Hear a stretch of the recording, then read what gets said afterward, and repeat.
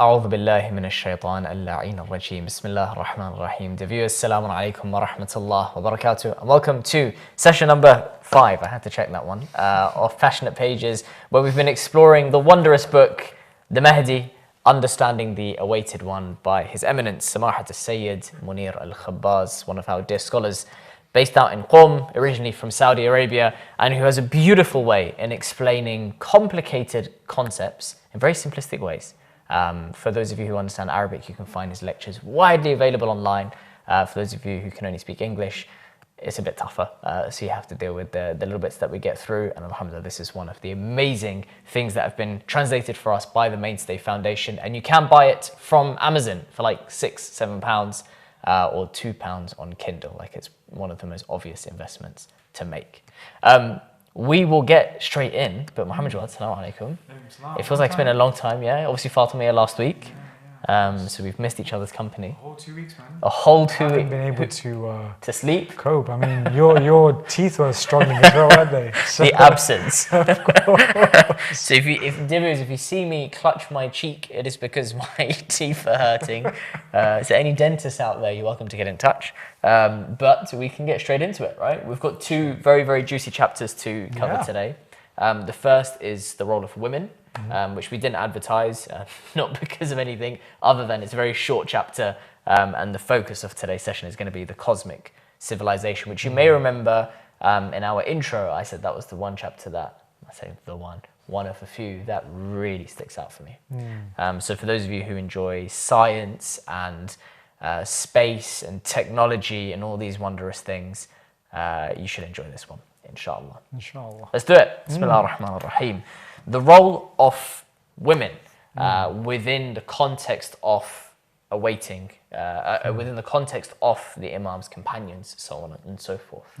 So quite a cool one. What I will say just at the very offset of this is that the Sayyid spends the book spends a good 114 pages or so, 115 pages, 15 pages, so between 97 and 111, discussing something very technical about Quran tafsir.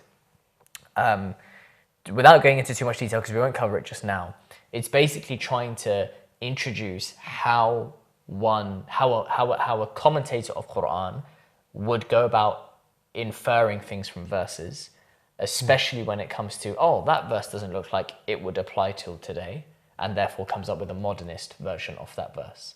So Sayyid gives the principles by which you are allowed or not allowed, and the framework by which you go about inferring things from verses. So there are some things that are rules that last forever, other things that are less so, so on and so on and so on.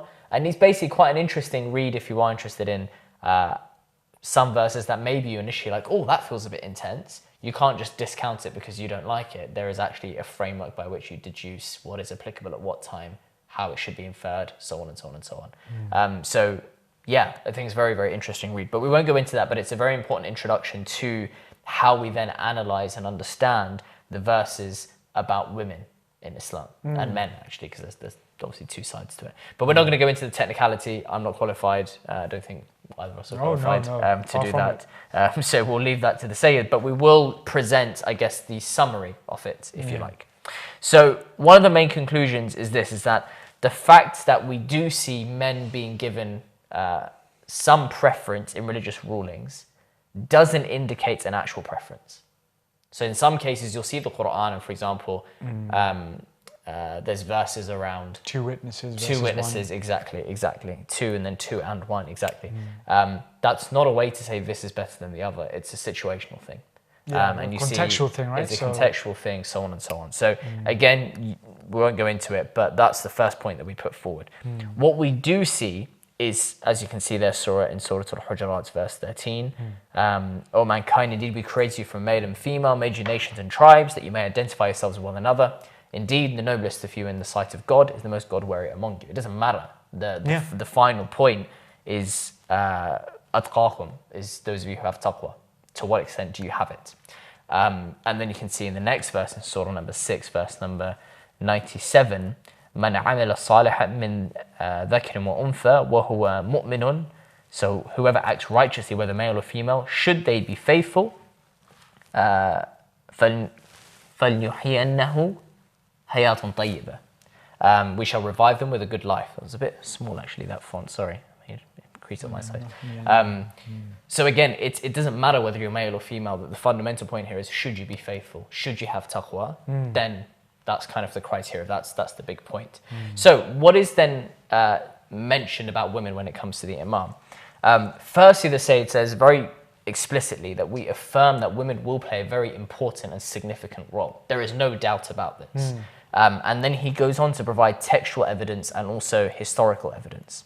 So if we start with the textual evidence, we have a very interesting and explicit hadith from Imam Sadiq alayhi salam, where he's reported to say, by God, 313 individuals, amongst them 50 women, will come and gather in Mecca without a predetermined appointment. So there is a very explicit point here that 50 women will be among the most closest companions of the Imam. And I think just a very important point to just pause on, right? Because when we do say 313, we've mentioned in previous sessions that usually the word that comes after 313 is soldiers or generals, which are very male heavy. They very much connote male presence. We've then realized that actually maybe that's not the right wording, and actually it's companions, right? Supporters, helpers. And with this, we see that 50 will be women. Now again, why 50? Why is it not exactly half of 313? That's for a different discussion. But we need to go back to the first principle that there isn't a differentiation based on you are superior than the other. It's reasons that may be evident or not so evident to us. So, in that sense, the previous 11 Imams, were there ever female companions? Probably not, right? There were not that they were mentioned. There were trusted female leaders. Yeah? Yeah, and we'll mention one of them who's, to be honest, part of the family. But there were certainly trusted female leaders and scholars. I'm talking beyond the immediate family. Zainab and... I'm not sure. Because they've never been mentioned. It's always been sort of the wives of a companion, but yeah, usually that kind of relation. Yeah, so they've never been mentioned as a companion, as it has been mentioned in this. It's a very interesting point, actually. I wonder whether maybe, for example, in Karbala, you did have some of the wives of the companions, who a couple of them, if I'm not mistaken, were actually killed in the battle as well. It's a very interesting point. Yeah. I don't know who to ask in terms of getting confirmation, but it's... Yeah, it's a very interesting point there. Tune in next week. Tune in next week when Muhammad Jawad promises you an answer. It's on him now. Oh God, what have I done? So 50 of them will be women. And I think, again, just for our sisters, that's quite... And maybe this is the first time they're hearing that, right? Maybe they've always thought that it was just going to be men because of the language that's used. And previous history as well, in terms of whether they've been mentioned or not. Yeah. So I think it's quite a nice moment to go, oh, actually... wow, there's a role to be played here, to be the closest advisors, the pillars of his government, the most loyal of his companions, trusted supporters, advisors, so on. And again, a bit more textual evidence. So that's from the hadith from Imam Sadiq alayhi salam. Then we go towards verses from the Quran, this very famous one we've mentioned from Surah Al Imran, verse 104. وَلْتَكُمْ مِنْكُمْ أُمَّةٌ يَدْعُونَ إِلَى الْخَيْرِ وَيَأْمُرُونَ بِالْمَعْرُوفِ وَيَنْهَوْنَ عَنِ الْمُنْكَرِ. Here you can see there isn't a differentiation, right? There has to be a nation among you summoning to the good, bidding what is right, forbidding what is wrong. There's no mention here that it's you as in male or female. It's general, right? It doesn't address men in particular. And more concretely in the 9th surah of the Quran, verse 71, وَالْمُؤْمِنُونَ وَالْمُؤْمِنَاتِ بَعْضُهُمْ أَوْلِيَاءُ بَعْضٍ يَأْمُرُونَ بِالْمَعْرُوفِ وَيَنْهَوْنَ عَنِ الْمُنْكَرِ. Explicitly here, the faithful, men and women. So in the previous one, it was implicit. Now it's explicit that it's the men and women. You're the guardians of one another. They bid what is right, forbid what is wrong. And the same way that women are guardians over their husbands, the husbands are guardians over their wives. It works both ways. You encourage each other, you support each other. And the Prophet, in his hadith, in his narration that we've looked at in previous sessions, he's reported to say, the best deed for my nation is to await relief from God. And then we spoke about what type of waiting, dormant waiting, active waiting, so on and so on. It's, again, not specific instruction for men. It's open, right? The best deed for my nation, not the men for my nation, not the believing men for my nation, everyone. So any of our sisters, any women within the community who are sincere and they excel in their respective fields, medicine, education, other professions, they are also actively awaiting relief from Allah subhanahu wa ta'ala. And of course, those who are opting to go down the route of staying at home with their children and raising future servants of Ali Muhammad, that is also the case. So that's textual evidence to one side. Then we have the historical evidence, and I guess your point on what other female companions are there, and for anyone that's viewing, would love to hear from you to share with us any that come to mind that we've not remembered or are unaware of. Here are some obvious ones, right? Sayyidah Khadija alayhi salam. So we know that the foundations and shaping of Islam and continuation and propagation of Islam has been massively helped and supported, not just by men, but absolutely by women. Lady Khadija alayhi salam with her wealth to the Prophet, Lady Fatima alayhi salam with her defending of wilaya in what we've just commemorated in the last few weeks, Lady Zainab alayhi salam, the propagation of Imam Hussein's movement, and Lady Hakima, the daughter of Imam Jawad alayhi salam. And this one I was mentioning, a religious scholar and intermediary between the Imam and the Shia. So people would go to her as a source of guidance, almost like as a wakila. So it's clear that we can see that they had such critical foundational roles that helped Muslims alike, and specifically Muslim women, to know their place and their role and their journey as well. And there, inshallah, that's a point of inspiration for our sisters to look up to these amazing individuals, to see their role. It's quite important to also note that they didn't just get there because of who they knew. It was like a very active and important role that they stood up to take. Absolutely. So, you know, when it looks like, oh, you're saying Bibi Fatima because she's the Prophet's daughter. No, she went through a lot. 100%. A lot of struggle, especially before the prophethood was announced. Absolutely. And similar with Lady Khadija, let's not get into Bibi Zainab because she's been, you know, been through it, honestly. And yeah, so it's role models like these, and then others that Sayyid Munir's mentioned, Munir Khabaz mentioned, they were companions, but the ones that we ought to consider mainly are the four ladies that he's mentioned. Absolutely, absolutely.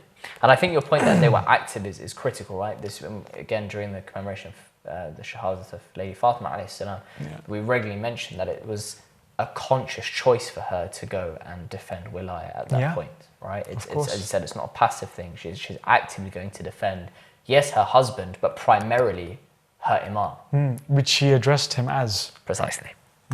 So this is a very important point, I think, for all of us to go and pursue this conviction in wilaya, so that we have the knowledge to understand it, the change within ourselves, to have the understanding of the heart to appreciate it, and therefore the movement that comes with it, you know, be that serving or helping or whatever that looks like. So, like I said, it's a brief chapter, but it's the majority of it is taken up by that Quranic tafsir, which I think is very interesting for anyone that is wants to know about how we should understand certain verses of Quran. And unfortunately, we have seen recently some individuals who are trying to infer the Quran using their own methods, and it's like, no, we've been told how to do this, so definitely refer to it.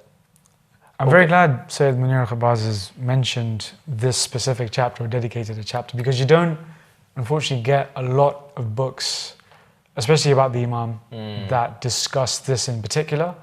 And that may tend to dissuade, you know, our ladies from being a bit more involved. But thankfully, you know, there's so much scope for sort of, or there's so many role models or examples to take from. For sure. Yeah. For sure. And it's credit to him, actually, and I'm sure there's many others as well, but definitely credit to Sayyid Munir for doing that. We'll now jump into the cosmic civilization. So this, as I said, a very fascinating chapter if you're interested in what is the Imam going to bring with him, right? Is it going to be some old school medieval setup? We've already established it's not coming primarily with a sword and vengeance, whatever. There's a revolution to be done, and it's with mercy and whatever. But then also, okay, what's he going to come as, right? What techniques is he going to use? I remember when I first went through this, I was saying to my wife, I was like, it kind of implies that he may be on WhatsApp, like, and you'll start to see why like these weird conclusions I come up with. So ignore my conclusions, of course. That's why we only trust the Sayyid. I can just imagine like the announcement happening and people going, "Oh my God, WhatsApp group for it." Did you not get added? No, they had maximum capacity of 313. That's exactly what may happen. Who knows? So this is a really cool chapter. It's quite a complicated one. So if you're reading it alone, I found that summarizing it just in these four, like the journey of the following 4 steps, kind of makes sense. So we're firstly going to understand and define what is a what is a civilization, and what is the goal of civilization. Then we're going to understand specifically what a cosmic civilization is. Then we're going to try and understand how is the Imam going to establish this very fancy cosmic civilization. It is quite cool. And as a result of that, infer what kind of society that's therefore going to look like. So I hope that kind of makes sense. What is a civilization? What's a cosmic one? How's the Imam going to establish this fancy thing? And what do we therefore understand from it? Like, is he on WhatsApp? Is he on Facebook? What's the story? What's going to happen? Before anyone gets angry at me, no, I don't truly believe that WhatsApp is his main mission. No, I'm just giving you an example that he's going to be up to date. He's part of the metaverse. Yeah, part of the meta. Oh, wow. Imagine. This would be cool. So let's get into it before we get into trouble. Back to the Sayyid's words. So we start with the following verse. And this verse in and of itself is very, very and you wouldn't actually, I don't think many people when they read this verse would think this has anything to do with the Imam when you first read it. When I first read it, I thought it was about the Day of Judgment. Yeah, it feels something like this, right? And maybe there's another context to it where it is. There's thousands of contexts. Absolutely. Right? Yeah. So Surah number 57, verse number 17. Know that Allah revives the earth after its death. We have certainly made the signs clear for you so you may exercise your reason. So we're focusing on this first bit that I've highlighted. Know that God revives the earth after its death. So the earth is going to die and then it's going to be revived. And that's kind of where we got, is that Day of Judgment, like what's going on. Yeah. So Imam al-Baqir alayhi salam and Imam Salih alayhi salam, 2 ahadith in relation to this. The first one, our 5th Imam, he's reported to say, God will revive the earth with al-Qa'im after its death. Its death is the disbelief of its denizens. Test, desert denizens, what does it mean? I think it means the people of a certain area. The inhabitants. We had it was our word of the day. Word of the day. It was word of the day. That was 3 weeks ago? Yeah, exactly. That's it. So it's the death. Its death is the disbelief of its inhabitants. So God will revive the earth with al-Qa'im after its death. The death is defined as the disbelief of its inhabitants. So that kind of makes sense based on what we've been speaking about. Second hadith, Imam al-Sadiq alayhi salam reported to say, God will revive it through the justice of al-Qa'im after it dies by oppression of the chiefs of deviation. Same kind of mindset, it seems. People going astray, that kind of vibe. That's all clear. Okay, so the world's going to die, but the death of it is when people inside of it are being corrupt, bad, disbelieving, whatever. Therefore, the Imam comes back, brings it back to life. Sounds familiar? Yeah, yeah. So how can we, however, we be sure that this verse actually refers to the 12th Imam? Because yes, we can just take the hadith on face value, which we could do, but is there anything to back this up? If you look at the preceding verse, again, contextual is always important. You have this very important part that I've put in grey. قَبْلُ فَطَلَ عَلَيْهِمُ الْأَمْدِ. That it is, time took its toll on them. And this is an indication that the Jews and the Christians went through this period of waiting. Musa left, then they waited for his return. And it's kind of the same concept again. They waited the birth of Jesus after Musa. Their hearts were hardened and many of them are transgressors. And the nation of the Prophet will go through a very similar period of, it's going to be tough, some hearts will be hardened, but eventually, after some period of waiting, time took its toll on them, but some of them will be able to succeed. And it will be the birth of Al-Qa'im, eventually, inshallah, or not the birth, sorry, the reappearance of Al-Qa'im, that will solve this. And obviously with those gaps, you have a lot of risk of people then sowing doubts with their own theories. Absolutely. Then creating divisions, and that's why time takes its toll, right? Absolutely. And it happens in cycles as well. Yeah. So something that we all need to be careful of. 100%, very aware of, and not be like, oh my God, didn't expect that. It's known it's going to come. Yeah. So again, how can we be sure that this actually refers to the 12th Imam? Well, there's a prolonged period of waiting, so that sounds familiar. When we go back to our detective hat session that we had a few weeks ago, it must not make the same errors as earlier nations. Well, that would also make sense. It wouldn't make sense for the Imam to make the same mistakes, so that's clear. Time took its toll. It will happen a period after prolonged waiting. People are going to struggle during that time. Makes sense. And then it also, of course, that all aligns with our theory that the Imam is the instrument by which Allah will revive everything on the earth, back to the Quranic verse that we've seen as well. And that we know what the responsibility of the Imam is. So now we're like, okay, this kind of makes sense. So now the question is, what does it actually mean that God will revive the earth? What does that practically look like, or what do we understand of that? Because is it that it wipes everyone out, leaves the Imam alone, and he's like champion?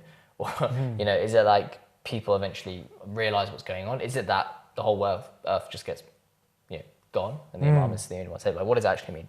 So the indication that Sayyid represents is that before the appearance, the earth will go through a physical and spiritual death. Physical death, we're all aware of: earthquakes, volcanic eruptions, global warming, floods, everything that we're seeing today.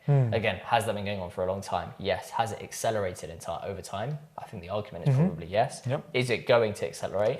Probably. The activists, blocking streets for a reason. Greta knows something. Yes, exactly. Yeah. COP26, etc. Right? So that there is an understanding. So that's the one side, right? There's a physical death, clear. There's a spiritual death. It will be revived after this death by a new global civilization. So after all this, there will be this new global civilization. And interestingly, this is inferred from the hadith from the Holy Prophet, which again, we've seen before. So you're seeing different angles of this come out now. Where he's reported to say, if there is nothing left in this world but a single day, God will prolong that day until a man of my progeny emerges and fills the earth with justice, just as it was filled with injustice and transgression. So this is all making sense. The establishment of the Imam state, which will allow the earth to glow with its light, is a precedent event to judgment. So before Yawm al-Qiyamah happens, there needs to be this time. So you have rubbish time. We know there's something that then is going to happen with the Imam, and then there is Day of Judgment. That gap in between, there needs to be this earth fulfilling its full potential, civilization fulfilling its full potential, which we believe the Imam is going to lead. That Muhammadan truth that you mentioned yes, that earlier. It will end, exactly, Yeah. exactly. So the earth will be revived through a new civilization that is way more fulfilling in many different words, physically fulfilling, spiritually fulfilling, so on and so on. That will be established on the earth after his reappearance. That's his role before the Yawm al-Qiyamah comes. Okay, so we can see everything fulfill its potential. So that's kind of this like concept of this civilization. Now the claim comes and says the purpose of mankind's existence on earth is to try and almost have the most successful civilization that we can have. There's no value, because that helps us reach our potential. There's no value in having a civilization where everyone's corrupting each other, prime ministers are lying for a year and then eventually get found out. A little bit apt for us today. Thank you, Mr. Johnson, for being such a great illustration of how not to be a leader, actually. I think it's quite a useful way to put it, right? So we want a civilization that's thriving, that's prospering, right? Where there's fairness, but there's progress at the same time, right? Not so to one side that everyone gets the same thing and there's no investment happening. You want to find this balance. Yeah. But you don't just want this to be a civilization that's only, for example, dealing and working with the means that we know today. You want a civilization that is sending, for example, or leveraging the best of all of creation, of all of the universe. I don't know how many hundreds of years ago, there wasn't a satellite in space because they didn't need it at that time. They didn't understand it at that time. Now there's another one going off every few months, every few years, right? I mean, our favorite person, Jeff, had a bit of a race, didn't he? Yeah, he had a race to with see the who other gets billionaires to see whether they could get. So now you kind of see the civilization that's not just working politically on the ground and economically on the ground, but there's also pushing the limits. And humankind wants to go and explore. Allah's created it for a reason. Go and explore. So we want a civilization that is leveraging everything in the creation. So it's infinitely expansive space, all of its atoms, galaxies, energy sources, and treasures. And this is what we call a cosmic civilization. So this civilization, and this, honestly, just this moment when it clicked in my head, and again, it comes back to this point that we've limited the Imam's return to, he comes back, he gets angry at a few people, and that's kind of the end of it, right? And then we're all good, we're all happy. Yeah. Then we're like, no, I'm a bit smarter. The Imam's going to come back, he's going to bring about faith amongst everyone, and then we're Day of Judgment. Now we're going to step further, he's going to come back, he's going to bring this equity and justice, whatever, to the land. Everyone's going to be astonished. That's going to be like another miracle, just like the Quran, where everyone's like, I buy into this new way of thinking. But he's also going to be incredibly smart and bringing the best of the best on how we leverage space, on how we leverage the galaxies, on how we leverage science. Literal galaxy brain. Yeah, literal galaxy brain. Yeah, you can put it that way, right? For sure, right? Because he's been entrusted with the secrets of the heavens and Absolutely. earth. So, and that's been passed on throughout the start. Muhammadan truths Exactly. all the way to him. So Exactly. it's something that's actually, when I was reading this, I was so fascinated by it, because I feel during his presence, there's going to be so much that's unlocked, Yeah. knowledge-wise. Like potential. Exactly. Yeah. That 100%. you know, we'll just be astounded by. Yeah. Yeah. It's quite an And we've exciting got an amazing time. hadith that's coming up to explain just how much he's going to bring. Okay. Which inshallah will be quite a good one. So, but let's prove this. Again, Sayyid Munir makes these claims, and then he always backs it up with hadith and Quran. So, let's have a look at it. The intellectual proof firstly. So, we first start with this, which is an obvious. The universe has so many undiscovered mysteries right now. The more time is spent, the more we find another galaxy. Oh, I suppose I know nothing about space. So that we find another star, you know, we find another this, we find another that, we find another force. I saw an article the other day that we may now be able to prove or disprove one of, I think it was Einstein's random musings that he had. Okay. Because of something that, again, it's just like there's always another news article being like, course. we can now figure this out, we can now see this way. Yeah. So we know that humans accept that there is a lot that we haven't explored in space. Some humans go as far as saying, and we know it's infinite, like it's constantly expanding, and others say no, there is a limit, you know. But we all agree there's a lot to be had, and we're nowhere near the end of it. So the question comes, and again, intellectual proof. Why did Allah subhanahu wa ta'ala make this? Why did He set this up? What was the whole point? Why create all these galaxies, right? Why create all of these stars, whatever? Is it without a purpose, or is it with a purpose? Now, if we say that there is no purpose, then we're accusing Allah subhanahu wa ta'ala, or claiming that Allah subhanahu wa ta'ala made it frivolously, without any intention, just for fun, which would be a vice, because that means He's done it for His own ego, if you like, and that can't be the case. He only does things acting with absolute wisdom or absolute justice, so on and so on. So there must be a reason, and the Quran is actually beautifully clear in this. In Surah 44, verse 38, وَمَا خَلَقْنَا السَّمَاوَاتِ وَالْأَرْضِ وَمَا بَيْنَهُمَا لَاعِبِينَ, that we did not create the sky and the earth and whatever is between them for play. In my version, we didn't make it for jokes. There's a whole point behind it, right? There's a whole thing around it. Yeah. And then the next part, in the very next verse, is beautiful. We did not create them except with consummate wisdom, but most of them do not know. وَلَكِنَّ أَكْثَرُهُمْ لَا يَعْلَمُونَ. Most of them don't know. Yeah. It's almost like putting this little, you know, you should know. Come and know. Go on a quest. Go figure it out, right? But most of you don't. Most of you. No, not all. Most of you don't.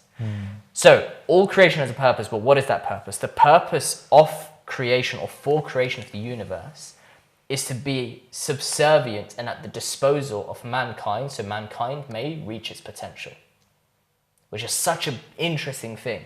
Creation is for us to leverage, because we're the only creations of Allah subhanahu wa ta'ala that have the intellect and the aql to figure it out, right? You can put a million lions on the earth, they're not going to be able to figure it out, you know, in their current state, what a human can figure out. That's what makes us so special.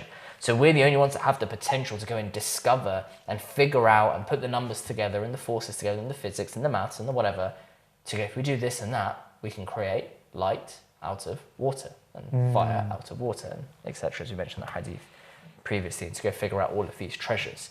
So with this, we then see, in fact, there's another ayah from Quran, Surah 17, verse 70. Certainly we have honoured the children of Adam and carried them over land and sea, and provided them with all the good things, and preferred them with a complete preference over many of those we've created. So it's such that mankind can just go and leverage it, can go and invest in it. And that's what's meant by this cosmic civilization, where you leverage all of the things in creation. And remember, we asserted that there is nothing in the creation that is valueless. Therefore, everything is valuable. Therefore, everything has a potential. And because it's at the service to mankind, all of this needs to be understood, unlocked, put together, and then we can understand the mysteries of the universe. I find it interesting when the verse says, with the complete preference over many of those we have created. So not all. Not all again. Interesting. Yeah. Maybe something we can look into. Yeah, that's another. Tadabbur, when you just look at the words, you're like, ooh, what will that mean? Who are the few that He prefers over us? Yeah. Interesting. Very interesting. So I think, again, this part from a you know, for our youngsters or for parents who are raising their children and they're thinking, you know, oh, I want them to go into science, I want them to get engaged with science. It's like there's a whole Islamic part to this.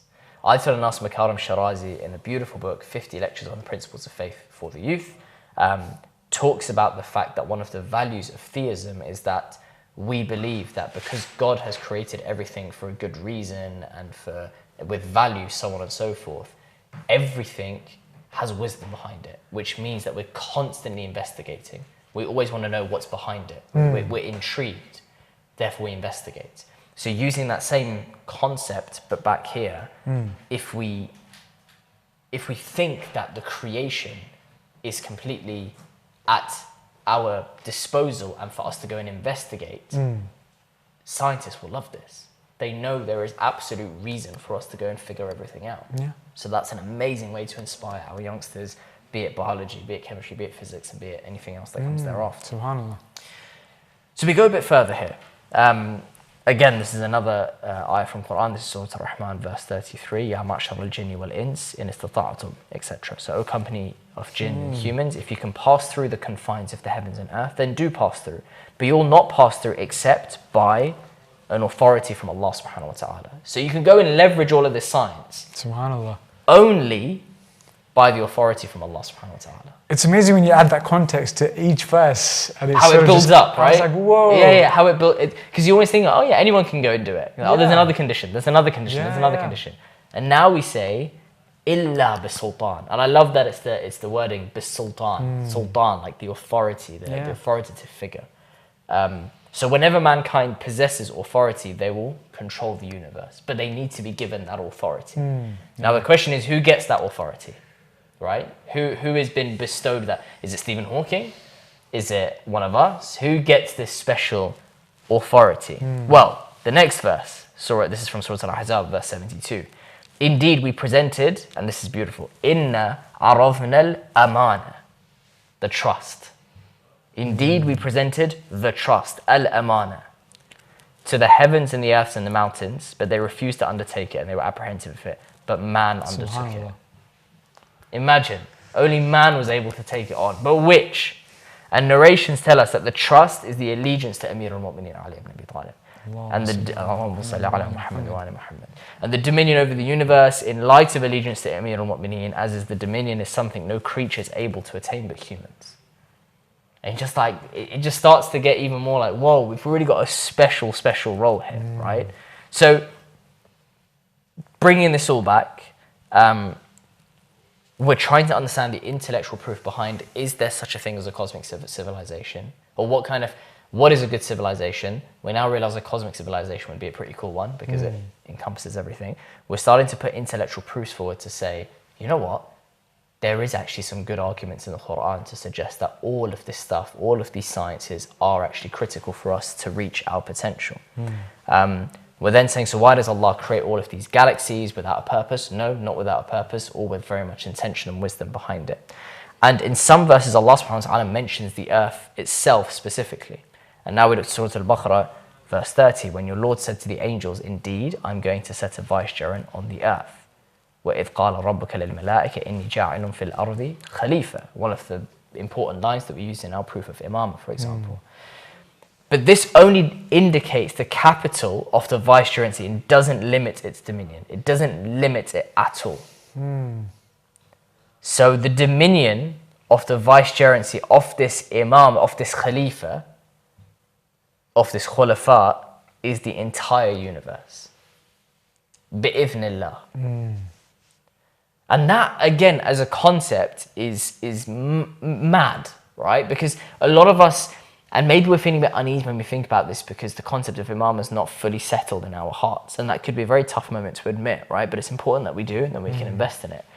But Allah subhanahu wa ta'ala gives the full authority. He runs this world through his khulafa fil ard. Very specific people. And it isn't the first time we've heard of this either. Precisely. Yeah. Precisely. So the Prophet being Rahmatul lil Alameen is... Are you jumping ahead?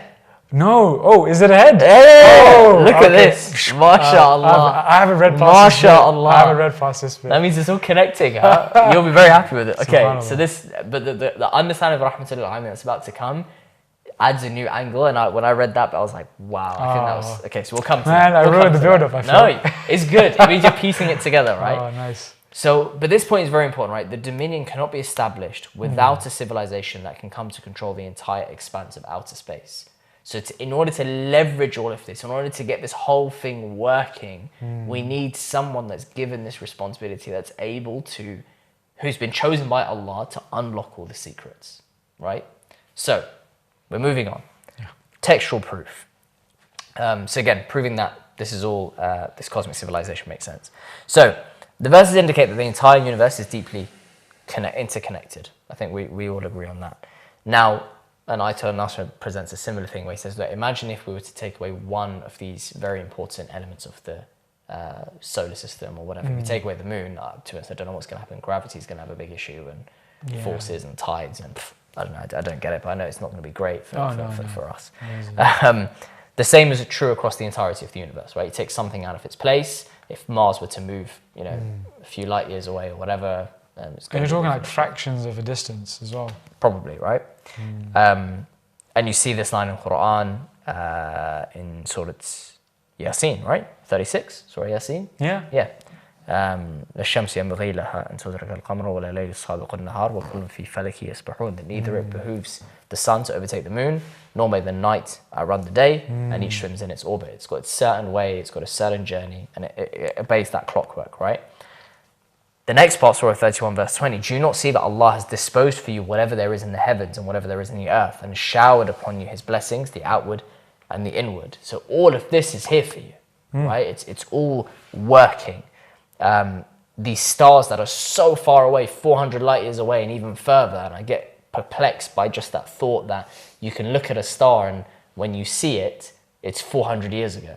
And you're like, that's mental, it's right? Amazing, thousands of light years. And, you're like, and that's light years, not even, our ability to travel. They affect us, right? Again, how it all works and what we see, so on and so on.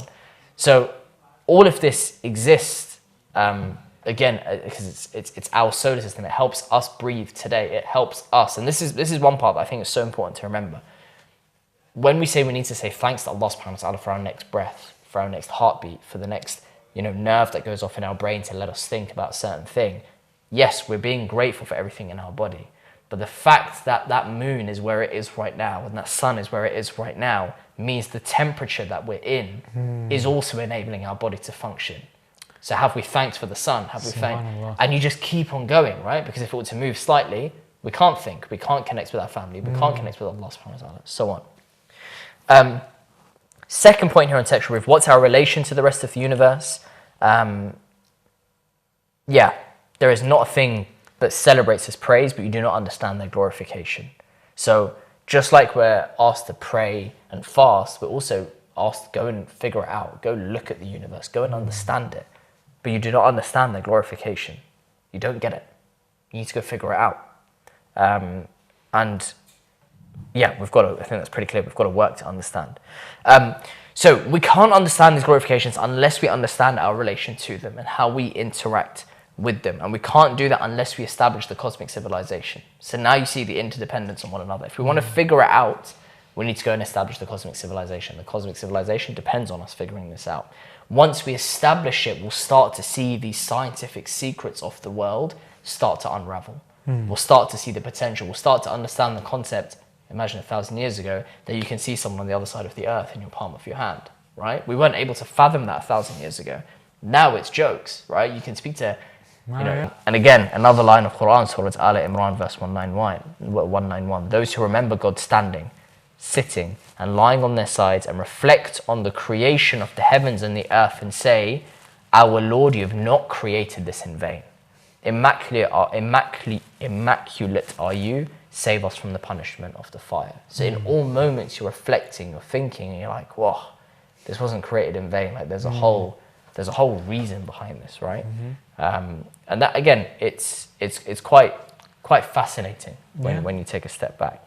So again, our role is to go and understand these, to go figure it all out, to leverage science as much as we can. Again, it's an amazing, for those family members who are watching maybe, have this ayah on your wall as a way to motivate your children to go and explore the sciences, right? So, why on earth do we spend so much time talking about the cosmic civilization? Because we wanted to get an appreciation for how massive this thing is, how critical it is, and how pertinent to our journey it is. Now we bring the Imam back in. Because now we're saying we have to establish this civilization for us to reach our potential. So the civilization that will be ushered by the Imam is not just an average civilization. It's not just what we see today. It's going to be a cosmic one, and it's going to be a perfect cosmic one, the one that we're meant to establish.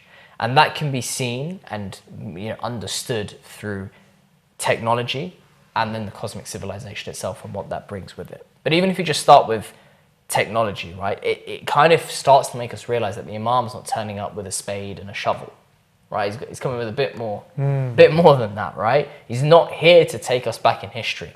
It would be counterproductive, and it would be against the course of mankind to be like, okay, I've now arrived, let's go back to first principles in terms of technological advancement, right?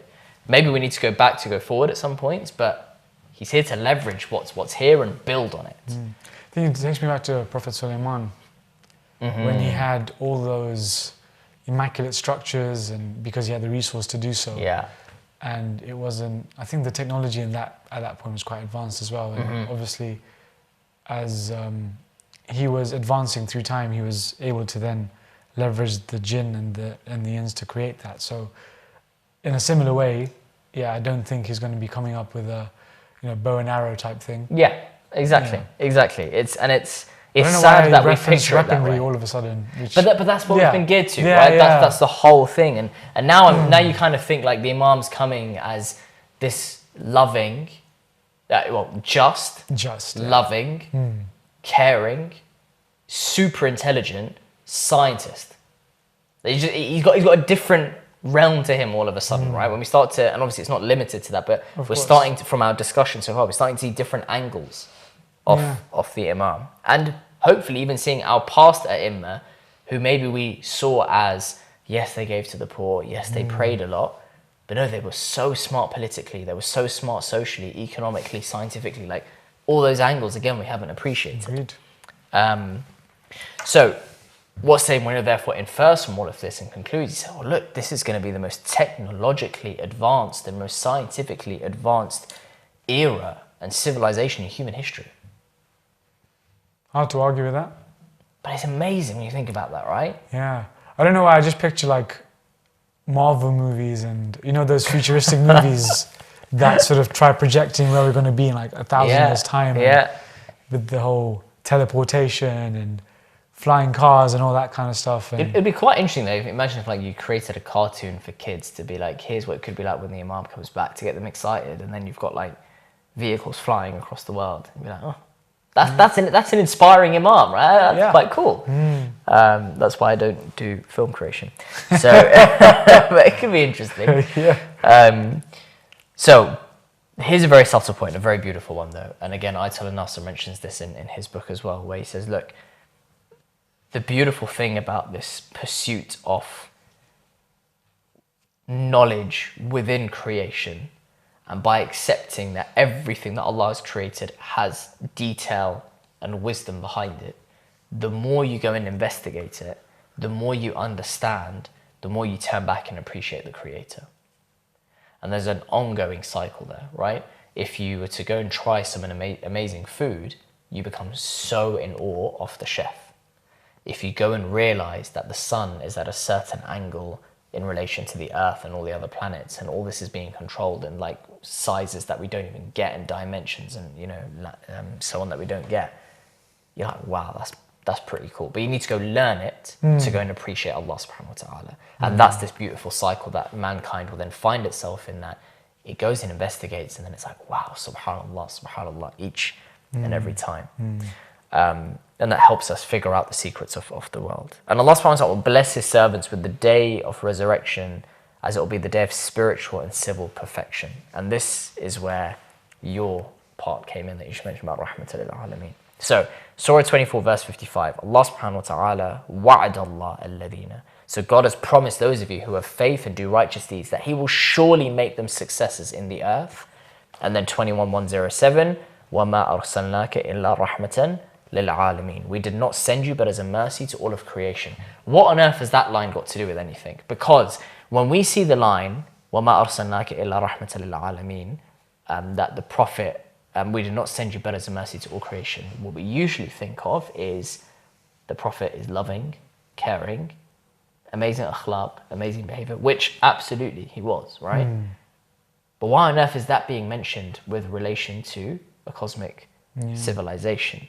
Scholars of mysticism say this absolute mercy to lil alameen, it's not just you are ar-rahma lin-nas, to the people.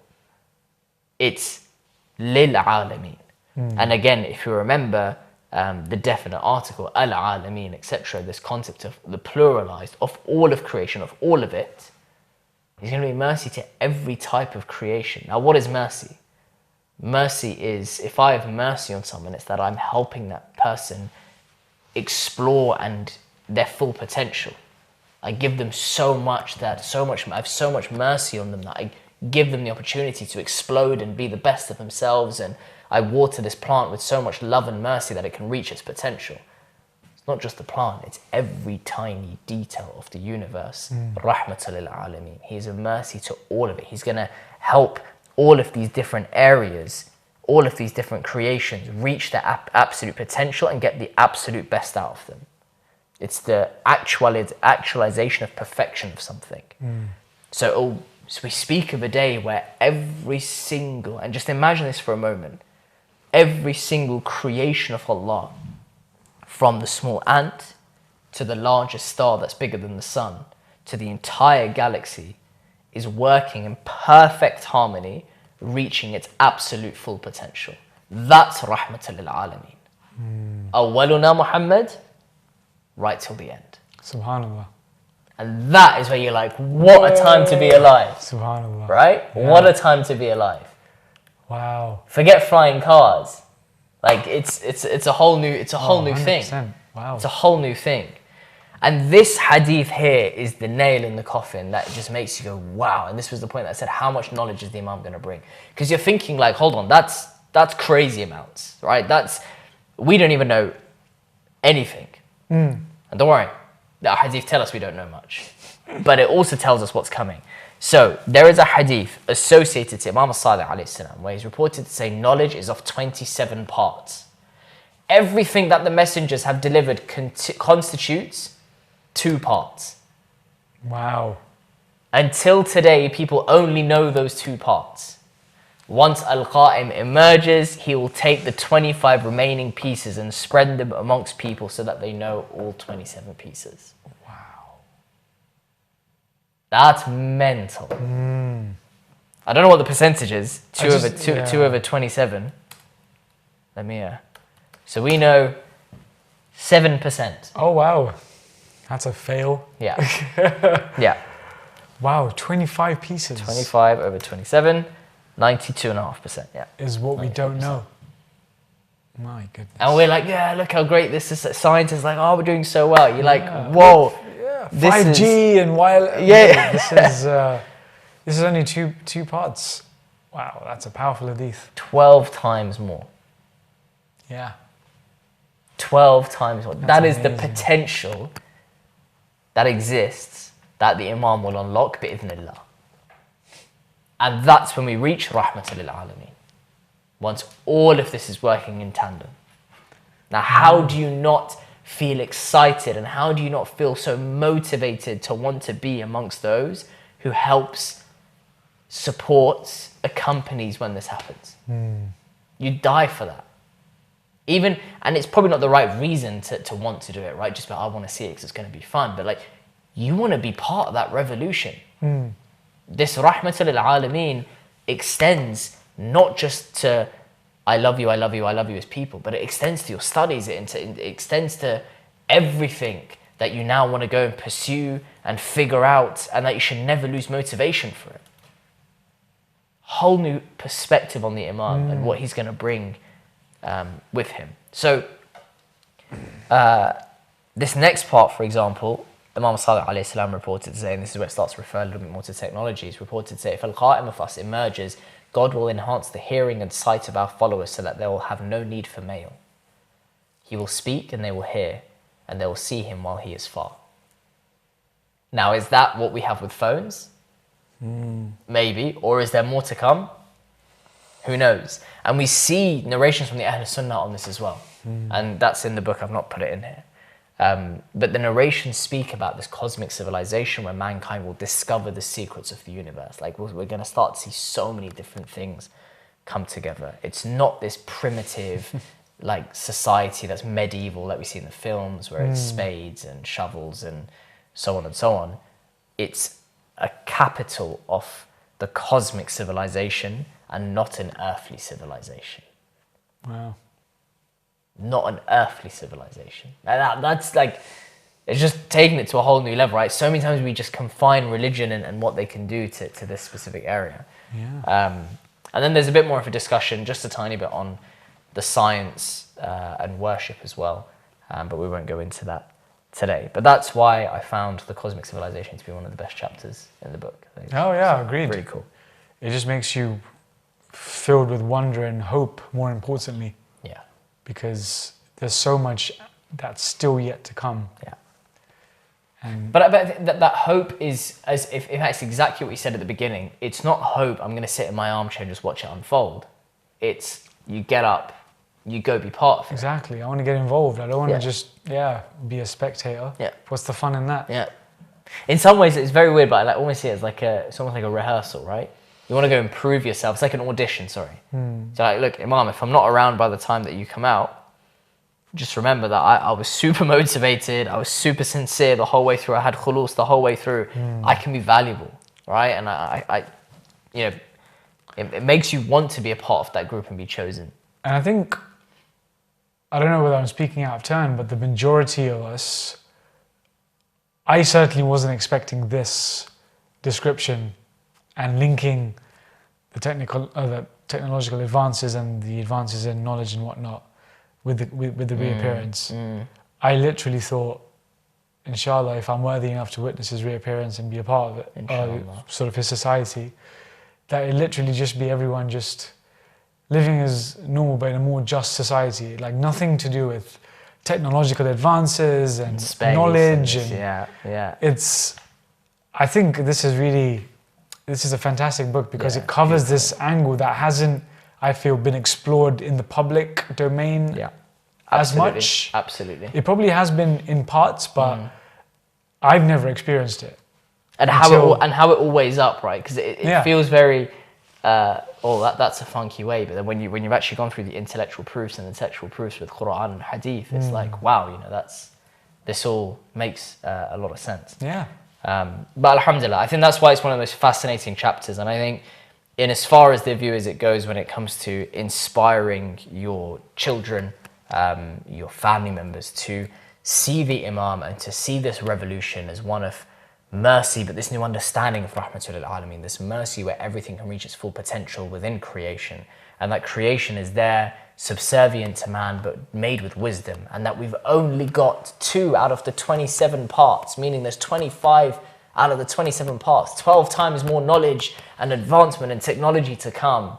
That's a really exciting society to be a part of, where you see justice, you see kindness, you see love, but you see advancement, you see intelligence, and you see the world in a worldly format rather than just an earthly format, having its full potential being realized through the Imam, Ajjalallahu ta'ala faraj al-sharif bi'ithnillah. So I really hope it's been an inspiring session for you and one that's going to have you discussing it on the dinner tables. And inshallah you can share it with your family and friends as well through the YouTube playlist, which is now up. So until then, we'll see you next week. Remember, send your prayers. Wassalamu alaikum wa rahmatullah wa barakatuh.